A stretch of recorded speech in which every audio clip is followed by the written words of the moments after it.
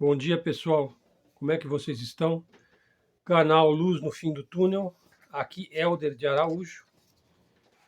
O vídeo de ontem, por motivos vários, eu acabei excluindo, né? Então, segue normal o canal. O canal é novo. Pode acontecer aí algum boicote aí do YouTube ou por algum motivo qualquer. Isso normalmente não acontece, tá? Foi uma exceção. Bom, hoje eu vou falar um pouquinho da Alemanha. Veja, a Alemanha ela está propondo aí o envio de grande quantidade de armamentos para a Ucrânia. Quer dizer, a guerra já está praticamente encerrada, né? Mas ela faz questão de fazê-lo, né, para agradar a OTAN, para agradar os Estados Unidos, né? Enfim, é uma coisa muito complicada porque a Alemanha ela não está bem das pernas, né? Depois que eles passaram a comprar o gás americano, que é muito mais caro, né, do que o baratíssimo gás russo, né, e aí realmente se pode falar que houve realmente uma vitória dos Estados Unidos na guerra da Ucrânia, no que se refere a retirar a Europa do mercado de gás e de petróleo russo. Esse era um dos grandes objetivos da OTAN e dos Estados Unidos quando eles compraram a guerra da Ucrânia, né? É uma guerra que é travada, na verdade, pelos Estados Unidos, pelo Reino Unido, pela OTAN, que é um organismo que pertence, em última análise, aos Estados Unidos. Então a Europa pagou um preço muito alto. No entanto, a Alemanha ela é um país assim refém, né, de toda uma situação. Veja, ela vive um trauma, né? Vive um trauma psicológico, né? Patológico, vamos dizer assim, pelo fato dela ter produzido o Holocausto, né, no final da Segunda Guerra Mundial. Então ela se viu refém aí de ter causado o crime de guerra considerado mais hediondo da história, né? Então ela é refém do próprio sionismo, né? E esse holocausto, por sua vez, serviu como propaganda e um marketing viral, né, para criar o artificial Estado de Israel em 1948. Então a Alemanha, até hoje, né, ela tem pago indenizações de guerra, né? Pagou, acho que, uma boa parte de tudo que devia, né, para o povo, parte do povo, né, que ela destruiu nos campos de concentração, nos campos de trabalho, né, nazistas, né?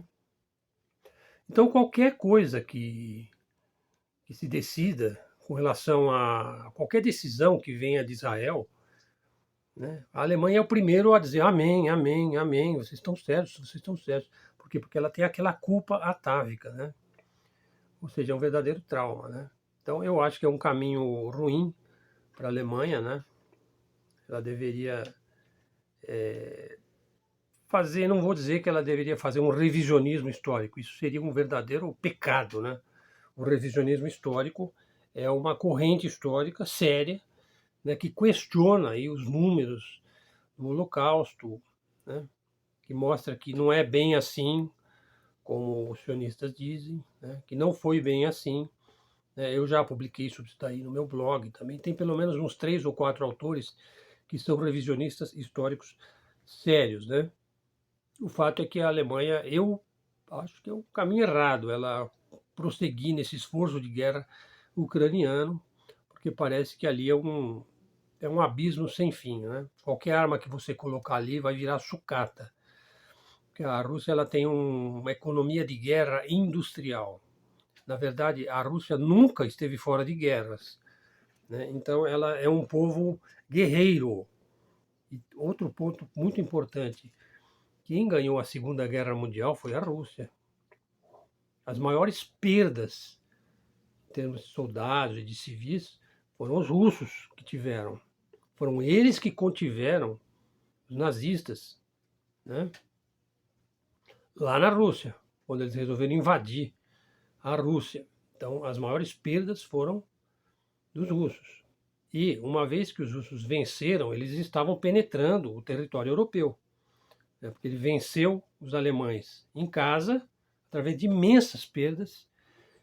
A Rússia perdeu 25 milhões de russos, né?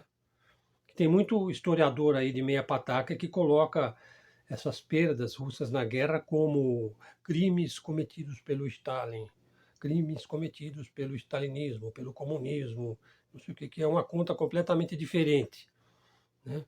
Usada como propaganda de guerra pelos macartistas, pela Guerra Fria e tudo mais. Na verdade, as grandes perdas russas, não estou defendendo o Stalin, não. Para mim foi um tirano terrível, né? Mas eles já passaram por isso. O pior é o tipo de mentalidade aqui no Brasil, direitista, né? Que continua achando que a Rússia é Stalin, e Stalin é a Rússia. Esse é um episódio que a Rússia já superou há muito tempo, na verdade. Ela já superou isso daí. A União Soviética já acabou, o Putin inaugurou uma nova era na história da Rússia, mas a veia militarista, a veia aguerrida do russo está lá presente. Então eles têm uma economia de guerra de nível industrial, capaz de vencer o Ocidente inteiro, se necessário, que é o que está acontecendo na Ucrânia. Estão moendo lá, colocando rios de dinheiro lá, e a corrupção é desenfreada ali, as armas que eles colocam acabam indo para outros lugares, o dinheiro não se sabe, e agora tem aquele problema de o que fazer com aquele indivíduo, que é o Zelensky, eu já vou falar isso quando eu falar da capa da The Economist, né? Enfim, é uma guerra, é uma guerra aí também do fim do mundo, né? Que tende a dar em nada.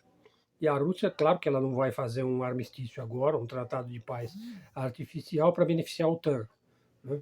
Você não faz tratado de paz com um indivíduo que está derrotado e que quer impor as suas posições, né, no campo de batalha. Não, você faz quando te for conveniente, porque é assim que funciona a geopolítica, né? Os vencedores determinam as cláusulas, como foi, por exemplo, lá no Tratado de Versalhes, quando os aliados ferraram com a Alemanha, né?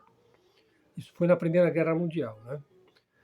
O fato é que tão cedo a Alemanha não vai sair dessa situação, né?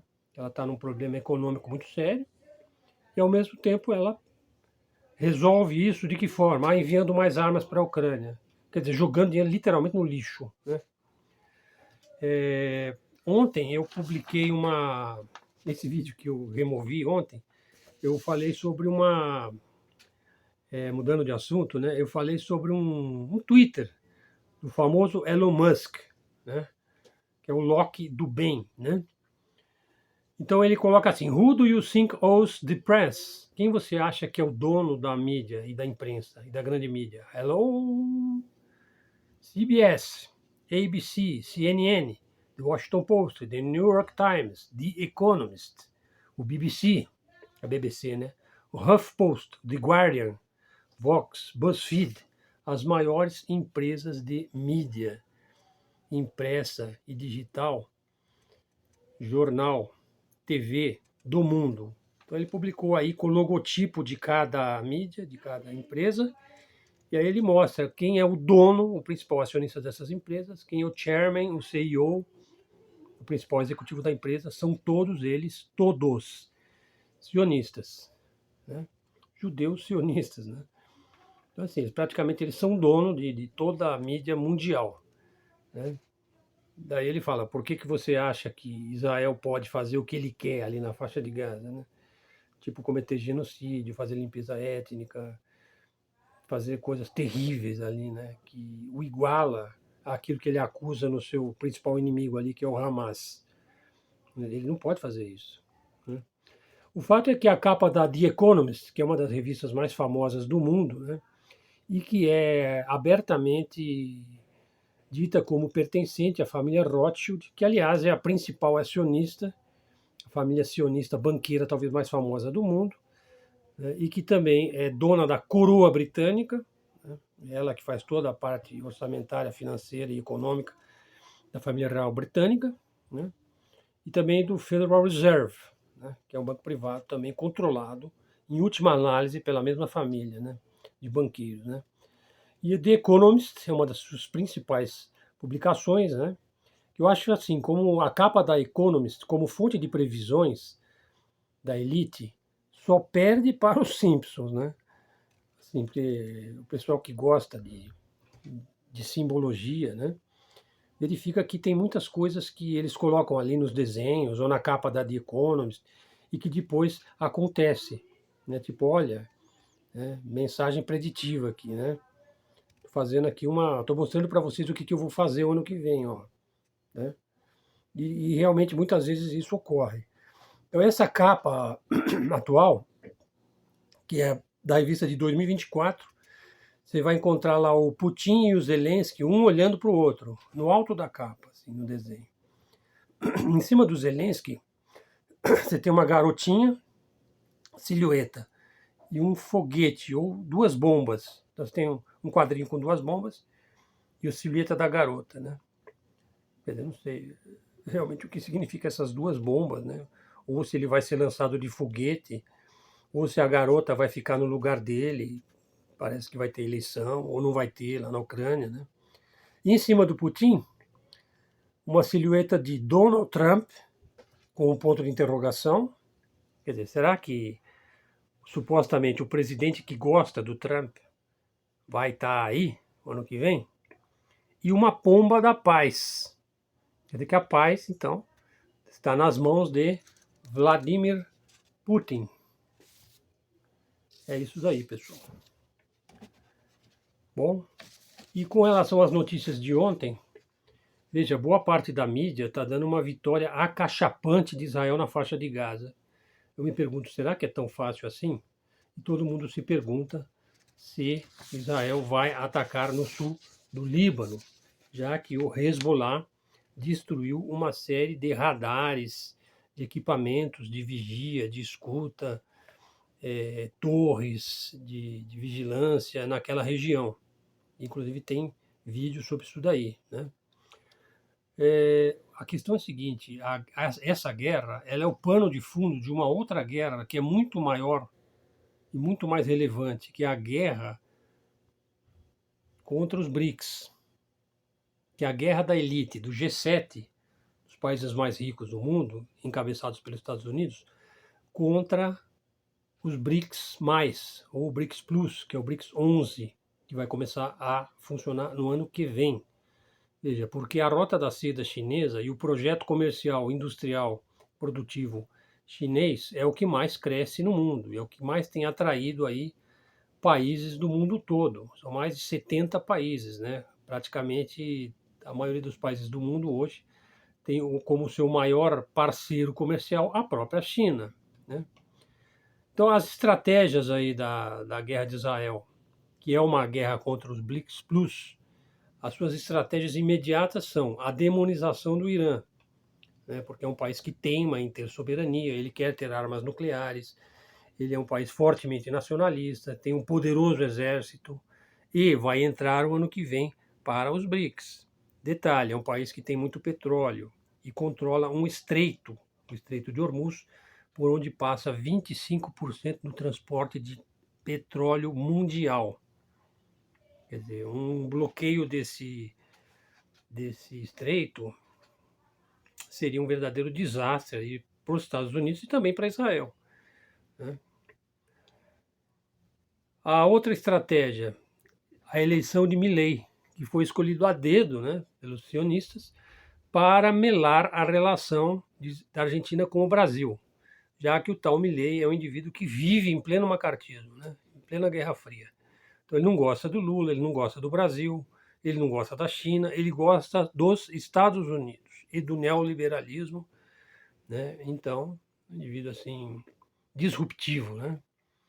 Vamos ver também. Isso prejudica, porque o Brasil é um dos cabeças do BRICS, né? E a Argentina também está sendo cotada aí para entrar para o BRICS no ano que vem. Então a eleição de Milei ela é um chute, né, na bunda do BRICS, né?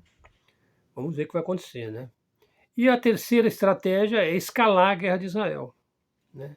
De um âmbito que é meramente local, ou seja, Israel expulsando os palestinos da faixa de Gaza, para um âmbito regional. Por exemplo, Israel, além de ele lutar contra o Hamas na faixa de Gaza, ele vai lutar também contra o Hezbollah no sul do Líbano, ele vai lutar contra a Síria, contra outros grupos islâmicos de resistência. Enfim, a questão da unidade do mundo árabe muçulmano, por enquanto, é só uma promessa, né? Porque os exércitos árabes são mais ou menos como o exército do Brasil. Tipo, ele é subserviente. Os seus oficiais são formados aí em Londres, nos Estados Unidos, em West Point, né? Então, assim, a defesa que ele faz não é pela defesa do nosso território. Basta você ver que eles permitiram que milhares de ONGs estrangeiras gulosas cercassem o nosso Amazonas. E as Forças Armadas não fez absolutamente nada para impedir. Pelo contrário, ela tem muitas relações aí que beneficia mais os interesses externos, principalmente o interesse dos Estados Unidos. Muito bem, pessoal. Agora, um outro ponto aí que eu gostaria de terminar com isso, o vídeo de hoje, para não ficar muito longo. Segundo o Campos Neto, que é o presidente aí do Banco Central do Brasil, entre aspas, né? Logo não haverá mais aplicativos de bancos individuais, por exemplo, Bradesco, Itaú, Banco do Brasil, HSBC, Santander, tudo vai ficar num banco só, no Open Finance, que aí o app do Great Reset, né? O Great Reset é aquele reset que vai ser dado no sistema e vai começar tudo de novo do zero.